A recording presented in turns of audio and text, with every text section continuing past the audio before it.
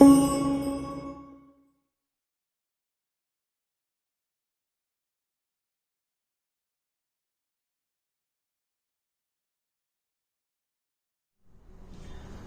Students, अब देखिए अभी अभी आपको जो बॉटनी में जो चैप्टर फिनिश हुआ वो आपका था प्लांट मॉर्फोलॉजी।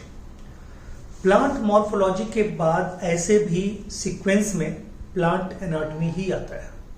ठीक है, मैं आपको इसके इंपॉर्टेंस के बारे में बता दूं कि अगर हम +1 में पढ़ा लें या टारगेट बैच में पढ़ा लें, मतलब कोई नीट के प्रिपरेशन करने वाले बच्चों से अगर पूरा बॉटनी पढ़ाने के बाद, पूरा जूलॉजी पढ़ाने के बाद अगर पूछा जाता है कि बताओ आपको किसी चैप्टर में कोई दिक्कत है, बच्चा सबसे पहले नाम लेता है कि नहीं सर मॉर्फोलॉजी एनाटॉमी फिर से करवाता हूँ।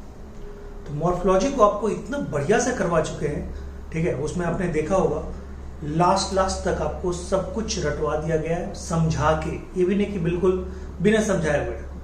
तो जिस तरह से आपने अच्छे से मॉर्फोलॉजी को पढ़ा, जिस तरह से आपने पूरा बिल्डअप कॉन्फिडेंस बिल्डअप किया किसमें, मॉर्फोलॉजी में, उसी तरह से आपको एनाटॉमी को पढ़ना है। बहुत मजे मजे में पढ़ना है, बहुत ही मतलब हंसते गाते हुए पढ़ना है, बिना कोई टेंशन का पढ़ना है, और ऐसे पढ़ना है कि एनाटॉमी आपके लिए कुछ हो ही नहीं। ठीक है, जिस समय मॉर्फोलॉजी, जिस तरह से मॉर्फोलॉजी आपके लिए कुछ भी नहीं है आज की डेट में, आपको हर कुछ याद है, उसी तरह से एनाटॉमी को मस्ती मस्ती में पढ़नी है। ठीक है, बिल्कुल याद करते हुए इसमें सारे ट्रिक्स टेक्निक आएंगे, सब कुछ बिल्कुल कंसेप्चुअल तरीके से पूरा कंसेप्ट देके उसको पूरी तरह समझा के तब रटवाएंगे, वो भी ट्रिक से रटवाएंगे। ठीक है, चलिए हम लोग शुरू करते हैं प्लांट एनाटॉमी। ये जो प्लांट एनाटॉमी है, ठीक है, इसमें हम अगर बात करते हैं, ठीक है, तो प्लांट एनाटॉमी में हम सबसे पहले जो बात करेंगे, ठीक है, वो करते हैं कि प्लांट एनाटॉमी में हम पढ़ते क्या है। एक्चुअली में ये जानिए कि प्लांट एनाटॉमी कहने को है, एना का मतलब होता है, ठीक है, इंटरनल, और टोमी का मतलब होता है स्ट्रक्चर, ये टू कट, टोमी का मतलब टू कट, और कहता है एना का मतलब होता है इंटरनल स्ट्रक्चर, ठीक है, इंटरनल स्ट्रक्चर, ठीक है जी। तो कहता है टू कट यानी कि काटना, यानी कि किसी भी स्ट्रक्चर को काटना, यानी कि प्लांट के किसी भी स्ट्रक्चर को काटना, ठीक है, टू कट, उसके बाद उसके अंदर के स्ट्रक्चर को देखना, दैट इज कॉल्ड एनाटॉमी। ठीक है, कहता है कि चाहे प्लांट का कोई भी पार्ट हो, रूट हो, स्टेम हो, लीफ हो, ठीक है, उसको मतलब सेक्शन काट के, चाहे टीएस करे, ठीक है, चाहे जो भी करे, ट्रांसवर्स सेक्शन काटे या वीएस का वर्टिकल सेक्शन काटे, जो भी करे, कहता है उसको काट के उसके डिफरेंट स्ट्रक्चर को देखना। डिफरेंट स्ट्रक्चर का मतलब उसके अंदर, रूट के अंदर कौन से टिश्यू का कैसा अरेंजमेंट है, ठीक है, स्टेम के अंदर किस टिश्यू का कैसा अरेंजमेंट है, लीफ के अंदर किस टिश्यू का कैसा अरेंजमेंट है, यानी कि टिश्यू के अरेंजमेंट को देखना, टिश्यू के ऑरिजिन को देखना, टिश्यू के फंक्शन को देखना, ठीक है, हर एस्पेक्ट, टिश्यू से रिलेटेड हर चीज को देखना, that is called plant anatomy. यानी कि प्लांट एनाटॉमी में हम लोग एक्चुअली में टिश्यू को ही पढ़ेंगे, बट टिश्यू को पढ़ने के लिए आपको किसका यूज करना पड़ता है, माइक्रोस्कोप का यूज करना पड़ता है। इसलिए, ठीक है, कहता है कि एक और टर्म यूज होता है, यानी कि हम इसमें, ठीक है, टिश्यू के बारे में तो पढ़ेंगे ही पढ़ेंगे, टिश्यू का क्या पढ़ेंगे, ठीक है, टिश्यू का ऑरिजिन पढ़ेंगे, टिश्यू का फंक्शन पढ़ेंगे, ठीक है, टिश्यू का स्ट्रक्चर पढ़ेंगे, ठीक है, टिश्यू का अरेंजमेंट पढ़ेंगे, ठीक है, टिश्यू का अरेंजमेंट पढ़ेंगे। और आप जानते हैं कि टिश्यू के स्टडी को हम लोग क्या बोलते हैं, हिस्टोलॉजी भी बोलते हैं। क्या बोलते हैं, हिस्टोलॉजी। और ये हिस्टोलॉजी जो हम करेंगे उसमें हम किसका सहायता लेंगे, ठीक है, माइक्रोस्कोप का सहायता लेंगे, माइक्रोस्कोप का सहायता लेंगे, यानी कि माइक्रोस्कोप का हेल्प लेके तब आप कर रहे हैं हिस्टोलॉजी। ठीक है, इसीलिए हिस्टोलॉजी का दूसरा नाम है माइक्रो एनाटॉमी।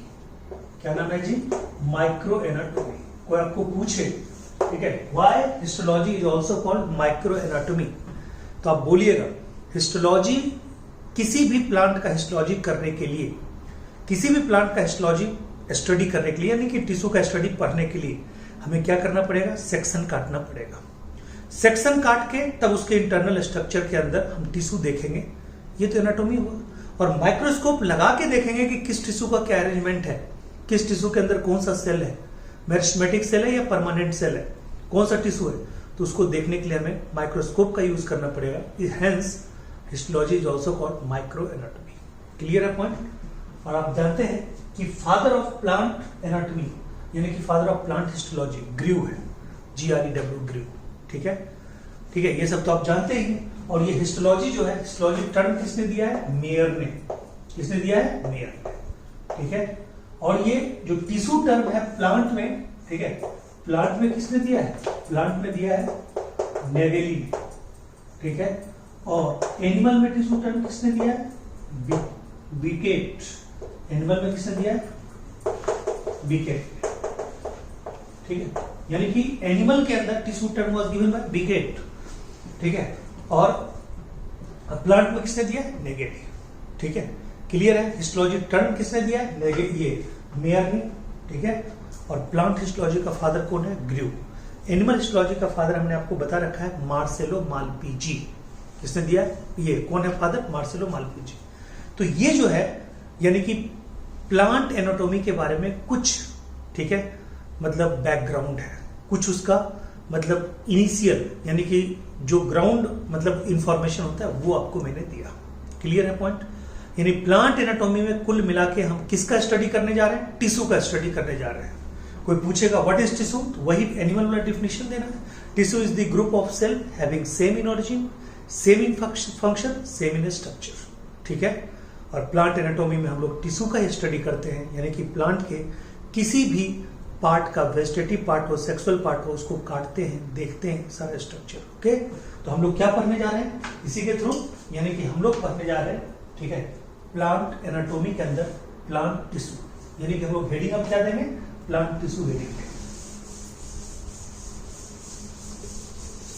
अब देखिए ये जो प्लांट टिश्यू हेडिंग है, ध्यान से समझिएगा, यानी कि प्लांट टिश्यू,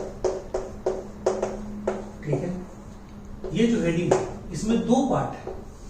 एक पार्ट है मेरिस्टेमेटिक सेल, मेरिस्टेमेटिक टिश्यू, ठीक है, और एक है आपका परमानेंट टिश्यू, परमानेंट टिश्यू। ठीक है, एक आपका क्या है, मेरिस्टेमेटिक टिश्यू, और एक है परमानेंट टिश्यू।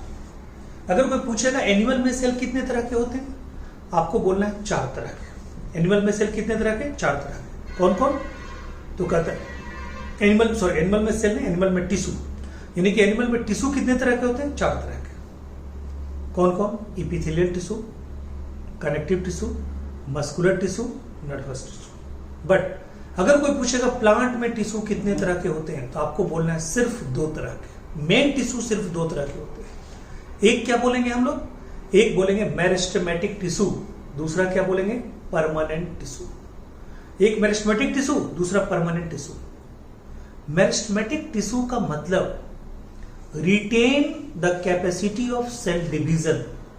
ठीक है, retain always the capacity of cell division, यानी कि जिसमें सेल डिवीजन की कैपेसिटी हमेशा क्या हो, प्रेजेंट हो, उसको क्या बोलते हैं, सेल डिवीजन की कैपेसिटी हमेशा प्रेजेंट हो, उसको बोलते हैं, एक मिनट, यानी कि जिसमें सेल डिवीजन कैपेसिटी हमेशा प्रेजेंट हो उसको हम लोग बोलते हैं मेरिस्टेमेटिक टिश्यू। और जिसमें सेल डिवीजन की कैपेसिटी पहले कभी थी, अभी प्रेजेंट में सेल डिवीजन की कैपेसिटी क्या हो गई, खत्म हो गई, सेल डिवीजन की कैपेसिटी खत्म हो गई, उसको हम लोग क्या बोलते हैं, उसको बोलते हैं परमानेंट टिश्यू। ठीक है, यानी कि tissue having capacity to cell division, retain the capacity of cell division is known as meristematic tissue. और परमानेंट टिश्यू में प्रेजेंट में सेल डिवीजन कैपेसिटी क्या हो जाए, लूज हो जाए। यानी अगर हम आपके सामने एक बात बोलें, ठीक है, कि फलाना आदमी दारू पीता था, ठीक है, नहीं, मैं अब ये बोलूं फलाना आदमी ने दारू पीना छोड़ दिया, इसका मतलब क्या है, इसका यह मतलब भी है कि फलाना आदमी दारू पीता था, यानी प्रेजेंट में छोड़ दिया। और एक आदमी है, कहेंगे नहीं वो तो हमेशा दारू पीता, अभी भी दारू पीता है, इसका मतलब वो मेरिस्टेमेटिक दारू पीने वाला हो गया। और जिसने छोड़ दिया वो क्या हो गया, परमानेंट। यानी कि परमानेंट टिश्यू वही है जो पहले कभी मेरिस्टेमेटिक टिश्यू हुआ करता था। परमानेंट टिश्यू वही है जो पहले कभी क्या होता था, मेरिस्टेमेटिक टिश्यू हुआ करता था। उसी में डिवीजन कैपेसिटी जब लूज हो गई, डिवीजन की कैपेसिटी जब खत्म हो गई, ठीक है, डिवीजन करने की कैपेसिटी जब लॉस्ट हो गई, तो उसी को हम लोग क्या बोल रहे हैं, परमानेंट टिश्यू। तो क्लियर कट बात याद रखिएगा। यानी कि जो भी परमानेंट टिश्यू है अभी प्रेजेंट में, वो कभी ना कभी क्या था, मेरिस्टेमेटिक टिश्यू था। ये आपको दिमाग में भरना है, 10 बार भरना है, तभी आप आगे के कंसेप्ट को समझिएगा। ठीक है, यानी कि मेरिस्टेमेटिक टिश्यू और परमानेंट टिश्यू में अंतर सिर्फ यही है, शुरुआत में सब एक ही थे। मेरिस्टेमेटिक टिश्यू में अभी भी सेल डिवाइड कर रहा है स्टिल, ठीक है, retain the capacity of cell division. But permanent tissue क्या है, अपने डिवीजन की कैपेसिटी को लॉस्ट कर चुका है, और जब डिवीजन कैपेसिटी लॉस्ट कर लिया तो उसका नाम भी चेंज हो गया। ठीक है, तो हम जब भी पढ़ेंगे मेरिस्टेमेटिक टिश्यू, तो आगे ये भी जरूर पढ़ेंगे कि मेरिस्टेमेटिक टिश्यू अगर सेल डिवीजन की कैपेसिटी लूज कर दे तो आगे जाके परमानेंट टिश्यू बनेगा, उसका नाम क्या होगा, ये साथ साथ पढ़ेंगे। ठीक है, तो चलिए, और मैं दूसरा बात आपको बता दूं कि ये मेरिस्टेमेटिक टिश्यू, पहले तो ये लिख लेते हैं। ठीक है, retain the capacity of cell division, retain the capacity of cell division. ठीक है, यहां पे ऑलवेज लगा दीजिएगा, ऑलवेज। ठीक है, retain the capacity of cell division, ये क्या बोलिएगा, loses the capacity of cell division, ठीक है जी। अब ये मेरिस्टेमेटिक टिश्यू कई तरह के होंगे, हम लोग अभी देखेंगे, बट परमानेंट टिश्यू देख लें। ठीक है, परमानेंट टिश्यू में कहा जाता है, एक होता है सिंपल परमानेंट टिश्यू, और एक होता है complex permanent tissue. Simple permanent tissue का मतलब होता है जिसमें एक ही टाइप का सेल हो, मतलब अगर पेरेंट कायमा हो तो उसमें एक ही तरह का सेल हो, कॉलन कायमा हो तो उसमें एक ही तरह का सेल हो, ठीक है, एस्क्लेरन कायमा होगा तो उसमें एक ही तरह का सेल हो, हालांकि इसके भी एक्सेप्शन है। ठीक है, तो कहता है ये सिंपल परमानेंट टिश्यू, ठीक है, कई तरह के होते हैं। ठीक है, जिसमें आते हैं पेरेंट कायमा, जिसमें आते हैं कॉलन कायमा, जिसमें आते हैं, ठीक है, एस्क्लेरन कायमा, ठीक है, फिर एस्क्लेरन कायमा। फिर कहता है कॉम्प्लेक्स परमानेंट टिश्यू में दो होते हैं, एक होते हैं जाइलम और एक होते हैं फ्लोएम। एक होते हैं जाइलम, एक होते हैं फ्लोएम। इन दोनों का आपने नाम सुना होगा। दोनों में जाइलम, ठीक है, ट्रैकिट्स, जाइलम वेसल्स, जाइलम पेरेंट कायमा और जाइलम फाइबर। ठीक है जी, देखिए इसमें कितने तरह के टिश्यू हो गए, 4 तरह के सेल हो गए। मतलब कितने तरह के सेल हो गए, 4 तरह। ट्रैकिट सेल हो गया, वेसल्स हो गया, पेरेंट कायमा हो गया, फाइबर हो गया। एक ही में 4 तरह का, इसलिए इसको क्या बोलते हैं, कॉम्प्लेक्स परमानेंट टिश्यू।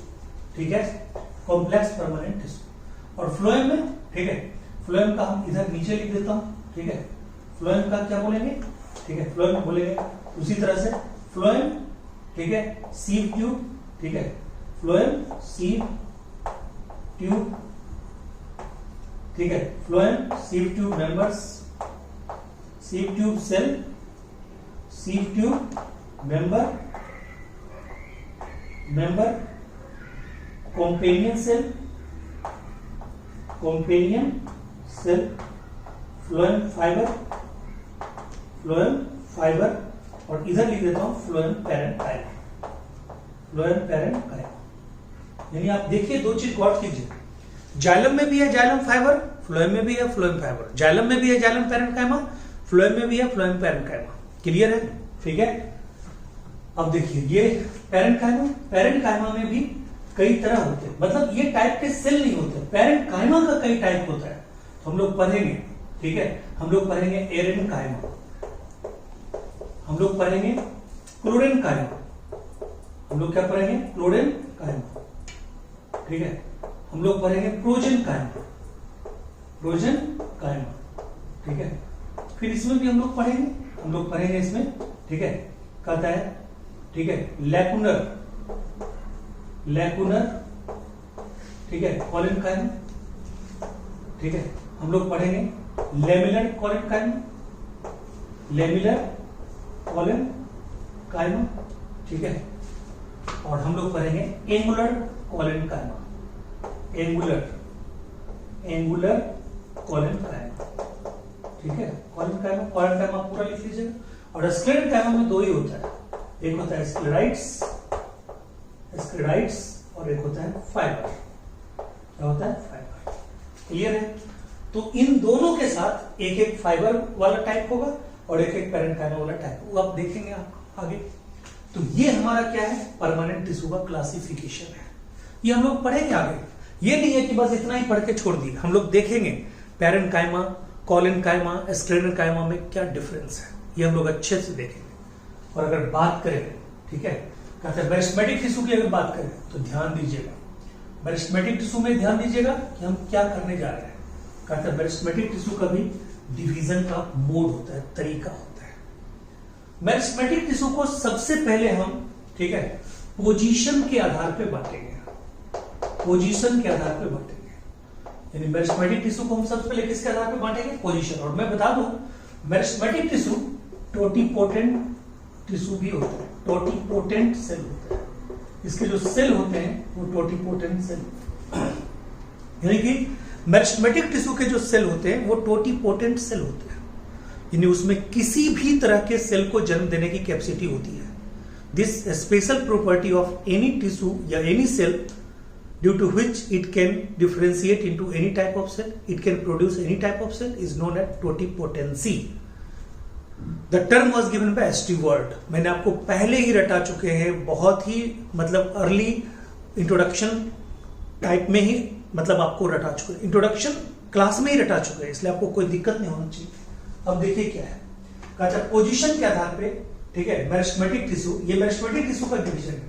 तो कहता है पोजीशन के आधार पे मेरिस्टेमेटिक टिश्यू, ठीक है, तीन तरह के होते हैं। कहता है पहला, ठीक है, फर्स्ट एपिकल मेरिस्टेम, फर्स्ट क्या, एपिकल मेरिस्टेम, ठीक है, एपिकल मेरिस्टेम।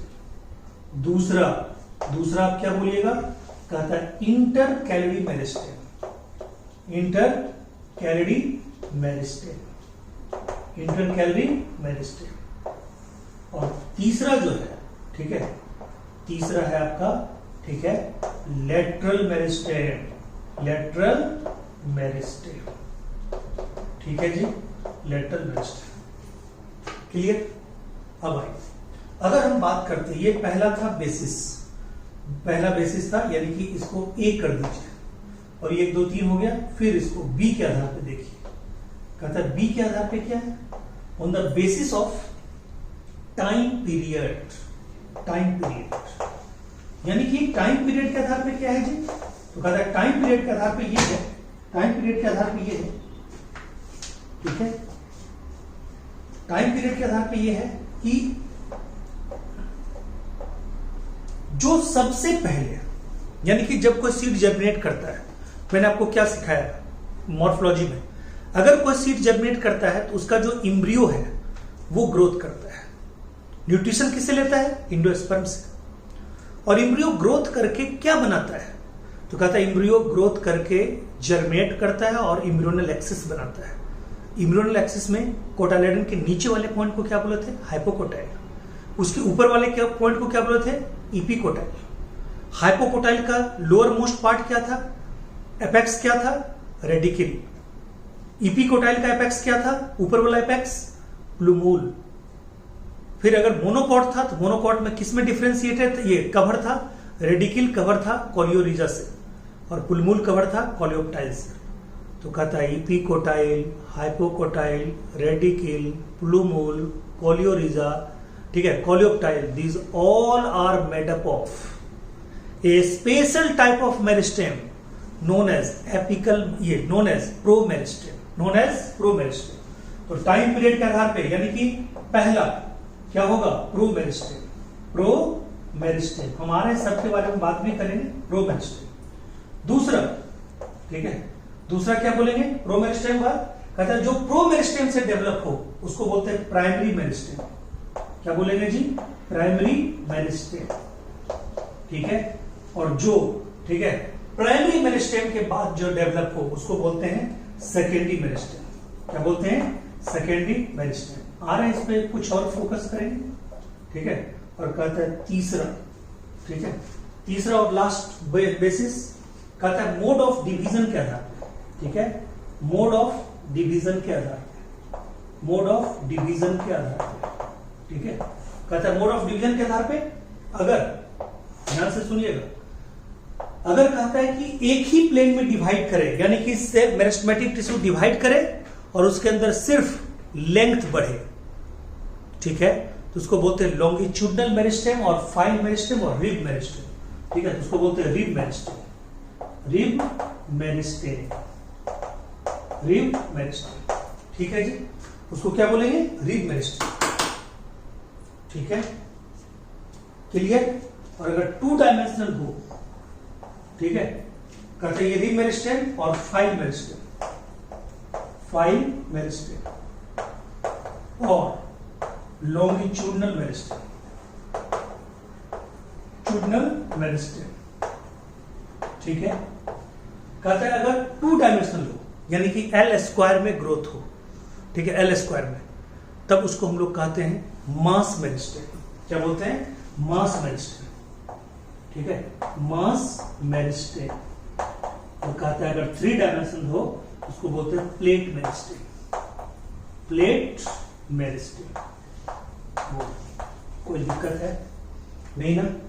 यानी कि मेरिस्टेमेटिक टिश्यू का हमने जो डिवीजन किया किसके आधार पे किया, तो कहता है पहला पोजीशन के आधार पे, ठीक है, दूसरा कहता है कि टाइम पीरियड के आधार पे, यानी कि टाइम पीरियड ऑफ ऑरिजिन के आधार पे, कौन पहले डेवलप हुआ, कौन उसके बाद, कौन उसके बाद, यानी कौन सबसे बाद, और तीसरा मोड ऑफ डिवीजन के आधार पे। आइए घूम फिर के पहले पे कहता है ये जो हमारा है, ये जो हम बताने जा रहे हैं, कहते हैं जो पहला है एपिकल मेरिस्टेम, ये एपिकल मेरिस्टेम, ठीक है, इसके बारे में बता दूं, ये जो एपिकल मेरिस्टेम है, एपिकल मेरिस्टेम के बारे में बोला जा रहा है कि वैसा मेरिस्टेम जो रूट के एपेक्स पे पाया जाता हो, जो सूट के एपेक्स पे पाया जा रहा हो, जो रूट के एपेक्स पे पाया जा रहा हो, जो सूट के एपेक्स पे पाया जा रहा हो, जो लीफ के टिप पे पाया जा रहा हो, यानी कि जो एकदम एपिकल पार्ट पे पाया जा रहा हो, चाहे वो रूट हो चाहे वो सूट हो, ठीक है, उसको हम लोग बोलते हैं एपिकल मेरिस्टेम। यानी कि जो एपिकल पार्ट पे पाया जाए, एपिकल पार्ट यानी कौन सा पार्ट, एपेक्स वाली पार्ट, ठीक है, मींस कौन सा part, growing part, growing part, ठीक है, चाहे वो क्या हो, चाहे वो रूट हो चाहे वो सूट हो, ठीक है, यानी ग्रोइंग पार्ट पे पाया जाने वाला, ठीक है, और जिसके कारण, ठीक है, प्लांट की लेंथ बढ़ती है, जिसके कारण प्लांट की लेंथ बढ़ती है, यानी कि प्लांट की लेंथ बढ़ेगी, प्लांट की लेंथ बढ़ेगी, इसके कारण क्या होगा जी, प्लांट की लेंथ बढ़ेगी, ठीक है, प्लांट की लेंथ बढ़ेगी। और प्लांट के लेंथ बढ़ने को हम लोग क्या बोलते हैं मालूम है, उसको बोलते हैं प्राइमरी ग्रोथ।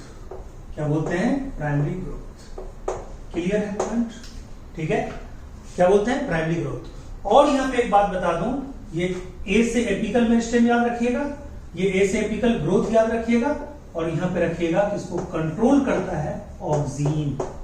कौन कंट्रोल करता है, ऑक्सीन, यानी auxin control the activity of apical meristem, ठीक है, auxin control the activity of apical meristem. A से ऑक्सीन, ए से एपिकल मेरिस्टेम। आइए इंटर कैलरी मेरिस्टेम, कहता है इंटर कैलरी मेरिस्टेम भी, ठीक है, मिलता जुलता ही टर्म है। कहता है इसके कारण भी लंबाई में ही वृद्धि होती है। ये अगर मोनोकॉट की बात करें, ठीक है, तो कहता है मोनोकॉट में ये इंटरनोडल लेंथ को बढ़ाता है, इंटरनोडल लेंथ को बढ़ाता है, ठीक है, इन मोनोकॉट, ठीक है।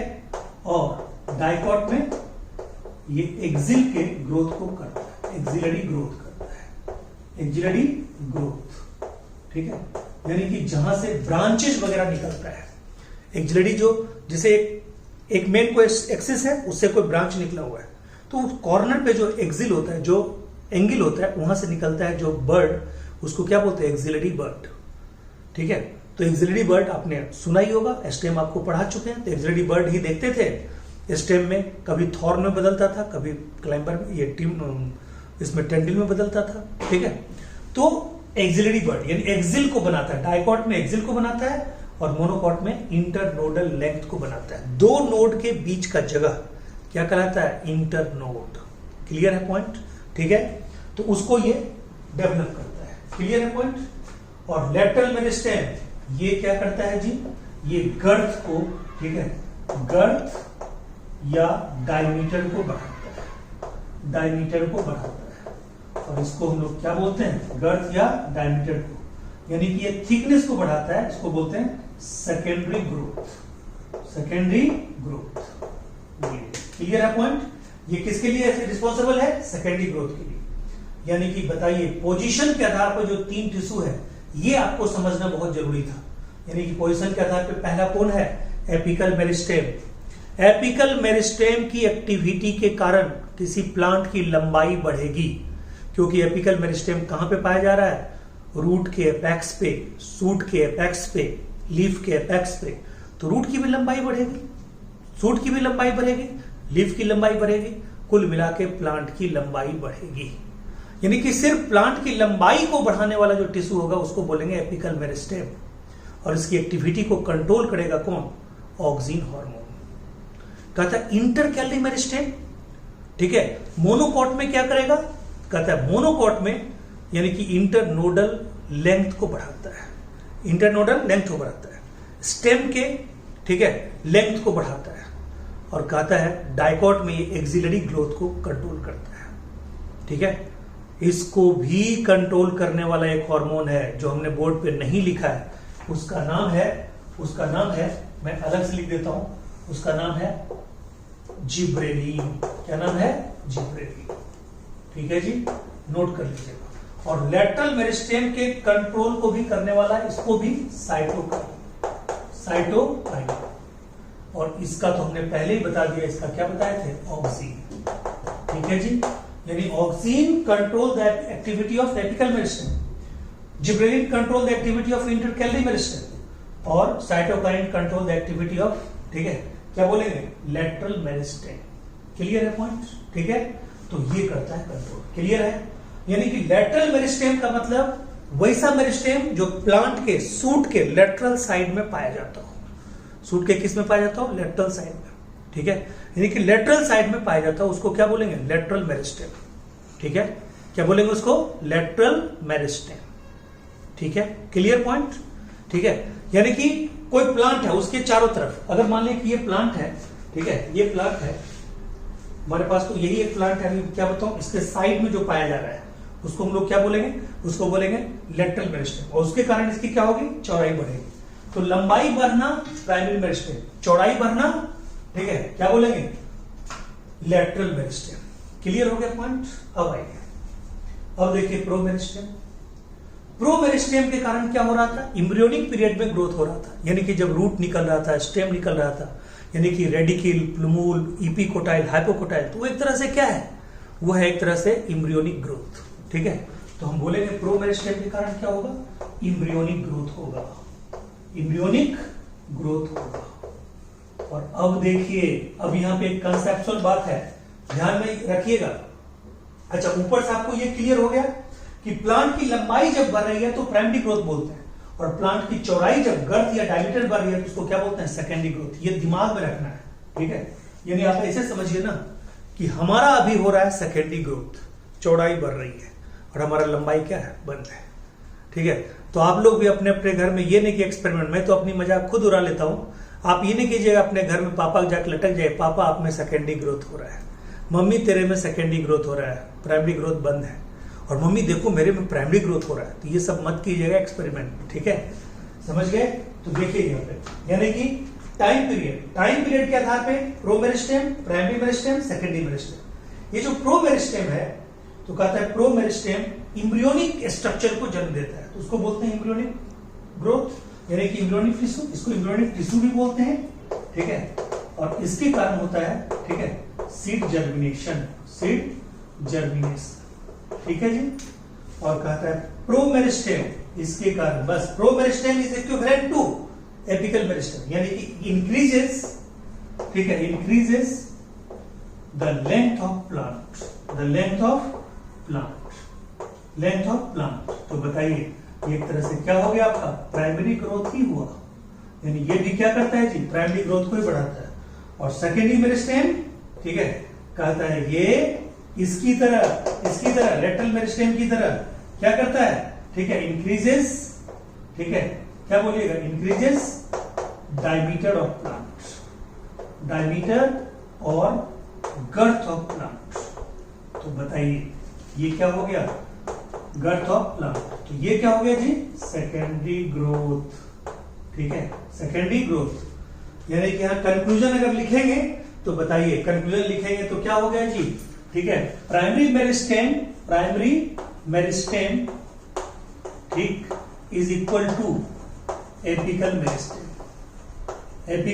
मेरिस्टेम प्लस इसके कारण भी तो आपका लंबाई बढ़ रहा है, इंटरकैलरी कारण, इंटरनोडल लेंथ बढ़ रहा है, दो नोड के बीच की दूरी, तो ये भी तो लंबाई बढ़ाने में मदद कर रहा है। तो क्या बोलिएगा, इंटरकैलरी, यहां पे जोड़ दीजिए, इंटरकैलरी मेरिस्टेम, क्लियर है, यानी इंटरकैलरी मेरिस्टेम। और बताइए secondary meristem is equivalent to, बताइए कौन सा मेरिस्टेम, यानी कि secondary meristem is equivalent to lateral meristem, ठीक है, क्या बोलिएगा, लेटरल मेरिस्टेम, ठीक है जी, लेटरल मेरिस्टेम, यानी कि secondary meristem is equivalent to lateral meristem और primary meristem is equal to, ठीक है, apical meristem plus intercalary meristem. फिर से देखिए, ये जो एपिकल मेरिस्टेम है ये प्लांट की लंबाई को बढ़ाता है, ये जो इंटरकैलरी मेरिस्टेम है यह भी प्लांट की लंबाई को बढ़ाता है, ठीक है, यह भी प्लांट की लंबाई को बढ़ाता है, यह भी प्लांट की लंबाई को बढ़ाता है, ये दोनों प्लांट की लंबाई ही बढ़ा रहे हैं। सिर्फ लेटरल मेरिस्टेम क्या कर रहा है, प्लांट की चौड़ाई को बढ़ा रहे हैं। और यहां देखिए टाइम पीरियड के आधार पे जो सबसे पहले जो डेवलप हुआ उसको तो प्रो मेरिस्टेम बोलते हैं, वो तो इम्ब्रियोनिक स्ट्रक्चर को बनाएगा। इस प्रो मेरिस्टेम से जो डेवलप होगा उसको क्या बोलेंगे, प्राइमरी मेरिस्टेम। और जो प्राइमरी मेरिस्टेम के एक्टिविटी के बाद जो डेवलप होगा, यानी कि प्राइमरी मेरिस्टेम की पूरी एक्टिविटी हो जाएगी, ठीक है, उसके बाद जो आएगा उसको हम लोग क्या बोलेंगे, सेकेंडरी मेरिस्टेम। और ये जो सेकेंडरी मेरिस्टेम है डियर, तो कहता है सेकेंडरी मेरिस्टेम के कारण चौड़ाई बढ़ती है, यानी secondary meristem is equal to lateral meristem, इसके कारण भी चौड़ाई बढ़ रही है, इसके कारण भी चौड़ाई बढ़ रही है, इसके कारण भी डायमीटर और गर्थ बढ़ रहा है, इसके कारण भी डायमीटर गर्थ बढ़ रहा है, इसके कारण भी प्लांट की मोटापा बढ़ रहा है, इसके कारण भी प्लांट की मोटापा बढ़ रहा है। क्लियर है पॉइंट, ठीक है। तो बताइए क्या बोलेंगे उसको बोलेंगे हम लोग, ठीक है, secondary meristem equivalent to lateral meristem. ये गांठ बांध लेना है लास्ट तक, यानी सेकेंडरी मेरिस्टेम जब भी बोलेंगे इसका मतलब लेटरल मेरिस्टेम बोलेंगे, इसका मतलब उसकी एक्टिविटी से प्लांट की चौड़ाई बढ़ेगी, लंबाई नहीं बढ़ेगी। और जब भी हम बोलेंगे एपिकल मेरिस्टेम तो समझ जाएंगे कि हम प्राइमरी मेरिस्टेम के इक्विवेलेंट बात बोल रहे हैं। जब भी हम बोलेंगे इंटरकैलरी मेरिस्टेम तो भी हम समझ जाएंगे कि प्राइमरी मेरिस्टेम की इक्विवेलेंट बात ही बोल रहे हैं, इसका मतलब उसकी एक्टिविटी के कारण, यानी चाहे एपिकल मेरिस्टेम हो चाहे प्राइमरी मेरिस्टेम हो, उसकी एक्टिविटी के कारण ग्रोथ होगी। और मैं आपको बताऊं, कहता है प्लांट की लंबाई बढ़ना प्राइमरी ग्रोथ कहलाता है और प्लांट की चौड़ाई बढ़ना सेकेंडरी ग्रोथ कहलाता है। तो बताइए सेकेंडरी मेरिस्टेम या लेटरल मेरिस्टेम किसके लिए रिस्पॉन्सिबल है, सेकेंडरी ग्रोथ के लिए रिस्पॉन्सिबल है, सेकेंडरी ग्रोथ के लिए रिस्पॉन्सिबल है। और बताइए प्राइमरी मेरिस्टेम किसके लिए रिस्पॉन्सिबल है? प्राइमरी ग्रोथ के लिए रिस्पॉन्सिबल है। प्राइमरी ग्रोथ, प्राइमरी ग्रोथ का मतलब क्या? लेंथ का बढ़ना, ठीक है। और सेकेंडरी ग्रोथ का मतलब क्या? बोलिए, डायमीटर का बढ़ना। किसका बढ़ना? डायमीटर का बढ़ना। बोलिए, क्लियर हो गया पूरी तरह? ठीक है, यानी कि प्राइमरी ग्रोथ लंबाई का बढ़ना, सेकेंडरी ग्रोथ डायमीटर का बढ़ना, प्राइमरी ग्रोथ, ठीक है, एपिकल मेरिस्टेम के कारण, इंटरकैली मेरिस्टेम के कारण, सेकेंडरी ग्रोथ लैटरल मेरिस्टेम के कारण या सेकेंडरी मेरिस्टेम के कारण। बोलिए, यहां तक आपको कोई दिक्कत है? पूरी तरह क्लियर है बातें? अब आइए लास्ट, ये जो है ये है मोड ऑफ डिवीजन के आधार पे। कहता है कि एक वन डायमेंशनल ग्रोथ का मतलब हुआ कि प्लांट के किसी पार्ट में ग्रोथ हो रहा है, और सबसे बड़ी बात किसके कारण हो रहा है? मेरिस्टेमेटिक टिश्यू के कारण हो रहा है। यदि मेरिस्टेमेटिक टिश्यू का वैसा टाइप जिसकी एक्टिविटी के कारण सिर्फ वन डायमेंशनल ग्रोथ हो, एक ही एक्सिस पे ग्रोथ हो, लंबाई में ग्रोथ हो, उसको बोलते हैं रिब मेरिस्टेम या फाइल मेरिस्टेम या लॉन्गिट्यूडनल मेरिस्टेम। कहता है कि अगर लंबाई चौड़ाई दोनों में ग्रोथ हो तो उसको हम लोग बोलते हैं मास मेरिस्टेम। और कहता है लंबाई चौड़ाई मोटाई तीनों में अगर हो तो उसको बोलते हैं प्लेट मेरिस्टेम। क्या बोलते हैं? Plate meristem. यानी कि एक वन डायमेंशनल, एक टू डायमेंशनल और एक थ्री डायमेंशनल। ये आपको सबसे रेयर पूछा जाता है, ये आपको यहां से क्वेश्चन ज्यादा नहीं आएगा, ठीक है। तो आप इसको याद रखें या ना रखें, बात बराबर है, ठीक है। इसको याद नहीं भी रखेंगे तो आपका काम चलेगा। क्लियर है पॉइंट? ठीक है। तो देखिए, कहता है कि ये पूरा का पूरा जो है आपका, ठीक है, यानी कि मोड ऑफ डिवीजन के आधार पे, मोड ऑफ डिवीजन के आधार पे क्या बोलिएगा? तीन तरह के, रिब मेरिस्टेम, ठीक है, और फाइल मेरिस्टेम और लॉन्गिट्यूडनल मेरिस्टेम। ये क्या बोलिएगा?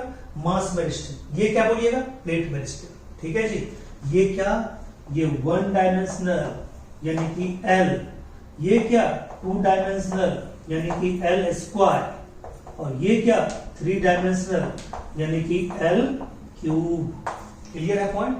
यानी कि एल क्यूब, यानी कि ये आपका लेंथ, ठीक है, ये आपका एरिया और ये आपका क्या बताइए, ठीक है, ये आपका हो गया टोटल यानी कि मास ही हो गया, यानी कि पूरा वॉल्यूम, इसको वॉल्यूम कह दीजिए, ठीक है। बोलिए, क्लियर? Three dimensional. तो ये पूरा का पूरा आपका एक प्लांट का क्लासिफिकेशन है। थोड़ा सा मैं उसके बारे में अभी बताऊंगा। तो बताइए, ये मेरिस्टेमेटिक टिश्यू का पूरा क्लियर हुआ?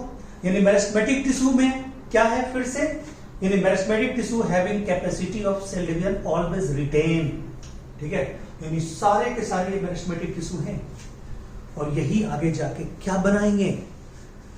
Permanent tissue. जब यही अपना डिवीजन कैपेसिटी लूज कर देंगे तो बताइए क्या बनाएंगे? ये परमानेंट टिश्यू बनाएंगे, ठीक है। यानी जो जो मेरिस्टेमेटिक टिश्यू में आप नाम सुन रहे हैं, यही आगे जाके किस में कन्वर्ट होंगे? परमानेंट टिश्यू में।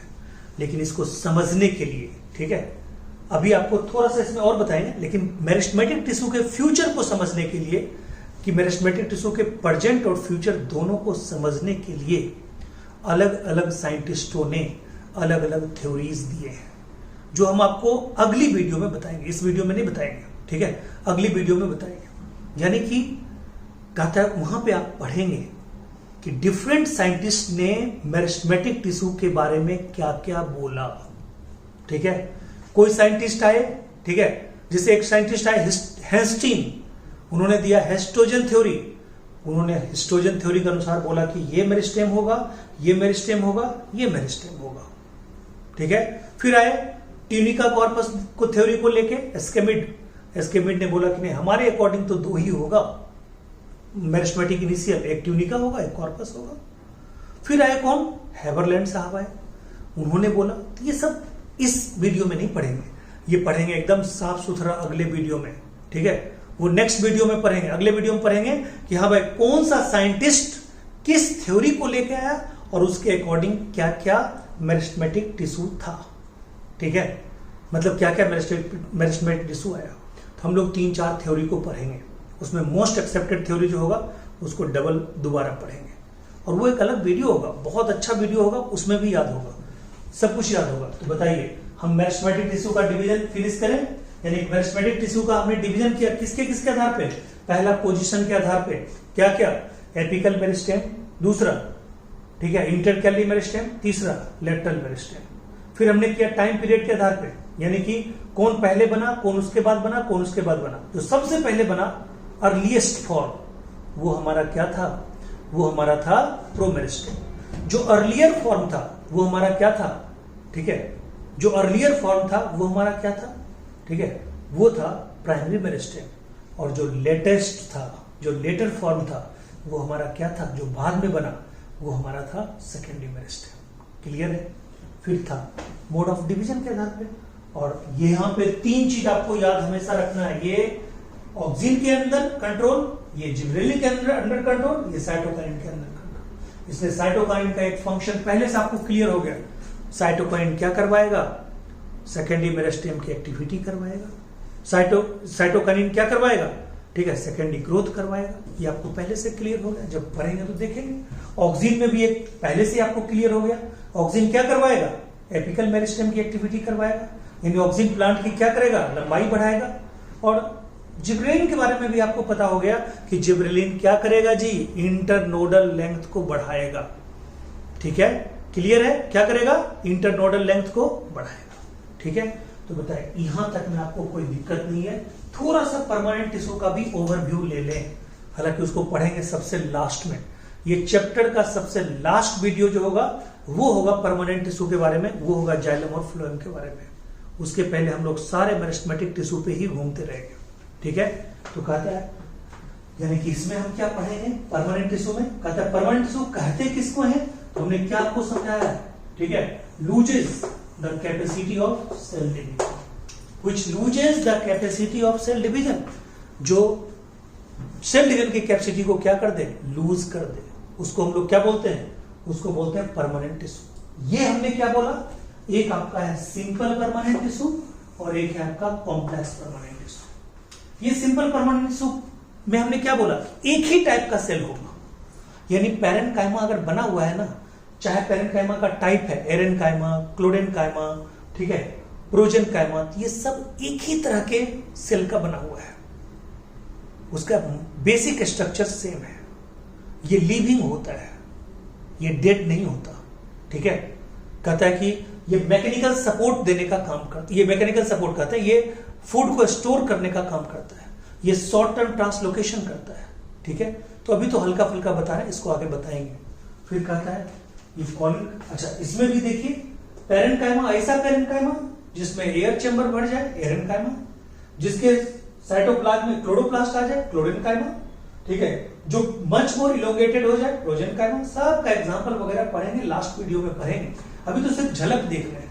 ठीक है, जो बोलते हैं कि झलक दिखला जाए, तो कह रहा है कि एनाटॉमी अपनी झलक दिखला जाए, तो इसलिए ये वीडियो भी आपको थोड़ा सा लंबा दी है। ठीक है, कि बीच में आप देखिए हमें सांस लेने का टाइम नहीं मिला है, और बीच में हम इसको छोड़ भी नहीं सकते क्योंकि ये कंटिन्यूअस ही बोलना था।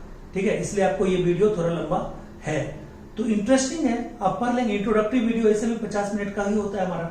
ठीक है, तो कहता है उसके बाद सब 20-20 मिनट का वीडियो देंगे, फिर आपको कोई दिक्कत ही नहीं होगा।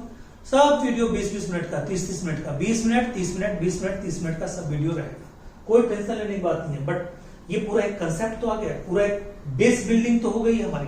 ठीक है, तो कहता है सिंपल परमानेंट टिश्यू में पैरेन्काइमा, कोलेन्काइमा और स्क्लेरेन्काइमा। पैरेन्काइमा में ये फिर थी मॉडिफिकेशन, कोलेन्काइमा में भी कहता है कोलेन्काइमा में सेल वॉल पे कुछ मटेरियल जमेगा, इसमें भी सेल वॉल पे कुछ मटेरियल जमेगा, बट इसमें सेल वॉल पे मटेरियल जमने के बाद भी ये क्या रहेगा? लिविंग ही रहेगा। ठीक है, मतलब ये डेड नहीं होगा। और कहता है इस पे थिकनिंग ऑफ मटेरियल के कारण ये डेड हो जाएगा। कौन? स्क्लेरेन्काइमा। तो स्क्लेरेन्काइमा में जो टिश्यू है स्क्लेराइड्स है या फाइबर है, दोनों डेड होते हैं, और ये कोलेन्काइमा और पैरेन्काइमा क्या होते हैं? लिविंग होते हैं। कहता है कोलेन्काइमा तो स्पेशल विशेषता ये है कि लिविंग होते हुए भी मैकेनिकल सपोर्ट देने का काम करता है, और पैरेन्काइमा लिविंग है, मैकेनिकल सपोर्ट देता नहीं, उस पर कोई चीज जमता भी नहीं है। इसका मतलब इसका सेल वॉल सबसे पतला होता है, इसका सेल वॉल मीडियम होता है, इसका सेल वॉल थिकेस्ट होता है। ठीक है, इसके सेल वॉल पे कुछ भी नहीं जम सकता है, इसके सेल वॉल पे ये हेमिसेलुलोज जमता है, पैक्टिन जमता है। इनके सेल वॉल पे, ठीक है, लिग्निन जमता है, सुबेरिन जमता है। यानी ये मैकेनिकल सपोर्ट देंगे, ये मैकेनिकल सपोर्ट देंगे, बट ये क्या करेंगे, ये स्टोरेज ऑफ फूड करेंगे या short term translocation of food करेंगे। बोलिए, क्लियर है पॉइंट? और कॉम्प्लेक्स परमानेंट टिश्यू में आप क्या बोलेंगे, एक जाइलम और एक फ्लोएम। जाइलम में भी 4 चीजें, जाइलम ट्रैकेट्स, जाइलम वेसल्स, दोनों का काम वाटर का ट्रांसपोर्ट। कहेंगे सर दोनों का काम वाटर का ट्रांसपोर्ट बोल रहे हो, तो फिर ट्रैकेट्स क्यों, वेसल क्यों, अलग अलग क्यों? बताएंगे ना। ट्रैकेट्स जिम्नोस्पर्म में, ठीक है, और वेसल्स एंजियोस्पर्म में, ठीक है, दोनों में काम अलग अलग, ठीक है। ट्रैकेट्स कम डेवलप, वेसल्स खूब डेवलप, बट दोनों का काम वाटर का ट्रांसपोर्ट। कहता है जाइलम, अगर पेरेंट कैमा कहीं भी हो, यहां हो या वहां हो, उसका काम होगा भोजन स्टोरेज, उसका काम होगा short term translocation of food, ठीक है। फिर कहता है जाइलम फाइबर वहां हो, यहां हो, वहां हो, फाइबर कहीं भी हो, उसका काम है मैकेनिकल सपोर्ट देना, मैकेनिकल सपोर्ट देगा। फिर फ्लोएम आइए, फ्लोएम में फिर कहोगे सर सीव, यहां भी 2 चीज है, सीव ट्यूब सेल और सीव ट्यूब मेंबर्स। कहता है बिल्कुल, सीव ट्यूब सेल जिम्नोस्पर्म में, सीव ट्यूब मेंबर्स एंजियोस्पर्म में, और सीव ट्यूब मेंबर्स जो होते हैं उनमें न्यूक्लियस नहीं होता है। तो न्यूक्लियस नहीं होता है तो उनको हेल्प करने के लिए कौन आता है, ये देखो भाई एक बैठा हुआ है यहाँ पे, कॉम्पेनियन सेल। ये कॉम्पेनियन सेल इसको हेल्प करेगा कि भाई हाँ ठीक है, मतलब मैं सपोर्ट में हूं, तेरे पास न्यूक्लियस नहीं है कोई बात नहीं, मेरे पास न्यूक्लियस है, मैं न्यूक्लियस लेके सिर्फ तुम्हारे काम के लिए आया हूं, मेरे अपना कोई काम नहीं है, ठीक है। तो ये कॉम्पेनियन सेल इसका मतलब सिर्फ किस में पाया जाता है, सिर्फ पाया जाएगा एंजियोस्पर्म में। कॉम्पेनियन सेल जिम्नोस्पर्म में नहीं पाया जाएगा क्योंकि उसके सीव ट्यूब के पास क्या होगा, न्यूक्लियस होगा। और ये लास्ट में क्या कहता है, यहां भी फ्लोएम फाइबर, यहां भी फ्लोएम पैरेन्काइमा, यहां का भी फ्लोएम फाइबर मैकेनिकल सपोर्ट देगा, यहां का भी फ्लोएम फाइबर क्या देगा, मैकेनिकल सपोर्ट देगा। और यहां का भी फ्लोएम पैरेन्काइमा क्या करेगा, यहां का भी फ्लोएम पैरेन्काइमा, ठीक है, भोजन को ही स्टोर करेगा, ठीक है। यानी कि जाइलम और फ्लोएम क्या है जी, कॉम्प्लेक्स परमानेंट टिश्यू। और एक टिश्यू मैंने आपको छोड़ रखा था, मैंने सोचा था कि लास्ट में बताएंगे, कहता है कि कॉम्प्लेक्स यानी कि परमानेंट टिश्यू में ही एक है सिंपल परमानेंट टिश्यू, एक है कॉम्प्लेक्स, और एक है special type of tissue, special type of tissue. ये स्पेशल टाइप ऑफ जो टिश्यू है, कहता है ये है लैक्टिफेरस टिश्यू। क्या नाम है जी, लैक्टिफेरस, लैक्टिफेरस टिश्यू, ठीक है, जिससे व्हाइट पदार्थ या जिससे रेजिनस पदार्थ, जिससे टेनिनस पदार्थ, यानी कि जिससे रेजिन निकलता हो, टेनिन निकलता हो, लैटेक्स निकलता हो, यानी कि जिससे सेक्रेटरी पदार्थ निकलता हो। कहता है कि परमानेंट टिश्यू के, परमानेंट टिश्यू से ही बने उस मॉडिफिकेशन को हम लोग क्या बोलते हैं, उसको बोलते हैं परमानेंट टिश्यू से ही बने उस मॉडिफिकेशन क्या बोलते हैं, लैक्टिफेरस टिश्यू या सेक्रेटरी टिश्यू, ठीक है, लैक्टिफेरस टिश्यू या सेक्रेटरी टिश्यू। उसी में हम लोग क्या बोलते हैं, एक स्ट्रक्चर आएगा, पढ़ेंगे, बैलून लाइक स्ट्रक्चर होता है, टाइलोसिस जाइलम पैरेन्काइमा का बना होता है, बट जाइलम वेसल्स में घुस जाता है, ठीक है, क्योंकि जाइलम पैरेन्काइमा का काम क्या है, जाइलम पैरेन्काइमा का काम है स्टोरेज ऑफ मटेरियल, तो स्टोरेज करते करते मॉडिफाई हो जाता है बैलून लाइक स्ट्रक्चर में। जाइलम पैरेन्काइमा के बगल में होता है जाइलम वेसल्स, उसमें घुस जाता है, उसको ब्लॉक कर देता है, हम लोग पढ़ेंगे, ठीक है। तो ये सारा कुछ पढ़ेंगे, क्लियर है पॉइंट। तो ये आपका हो गया सब कुछ पहला हमारा लेक्चर, जिसमें हमने मतलब मेरिस्टेमेटिक टिश्यू और परमानेंट टिश्यू दोनों के डिवीजन को अच्छे से बता दिया, ठीक है। जो अगला हमारा वीडियो लेक्चर होगा उसमें हम क्या पढ़ेंगे, यही जो मेरिस्टेम है, जो हमारा प्राइमरी मेरिस्टेम है। पहले तो हम प्राइमरी मेरिस्टेम के बारे में अच्छे से पढ़ेंगे कि प्राइमरी मेरिस्टेम को किस साइंटिस्ट ने कितने जोन में बांटा। तो कल हम लोग पढ़ेंगे histogen theory of Hanstein, tunica corpus theory of Schmidt and, ठीक है, प्रोटोडर्मिक थ्योरी ऑफ हेबरलैंड, और सबसे मोस्ट एक्सेप्टेड थ्योरी होगा प्रोटोडर्मिक थ्योरी ऑफ हेबरलैंड। आपको मैंने इसलिए बता दिया कि इन तीनों थ्योरी के आधार पे आप थोड़ी सी थ्योरी पढ़ लीजिएगा तो आपको और मजा आएगा क्लास में। हालांकि आपको एनसीईआरटी में वो थ्योरी मिलेगा नहीं, क्योंकि मैं इसको अपने तरीके से पढ़ा रहा हूँ, क्लियर है पॉइंट। तो यहां तक पढ़ने में आपको खूब मजा आया होगा, मुझे पता है, याद हो गया होगा। कल के वीडियो में और आपको मजा आएगा, एनाटॉमी ऐसा रटेंगे कि उसमें एक भी क्वेश्चन आपको मिस नहीं होगा। Okay, thank you so much, take care, good night, मिलते हैं कल।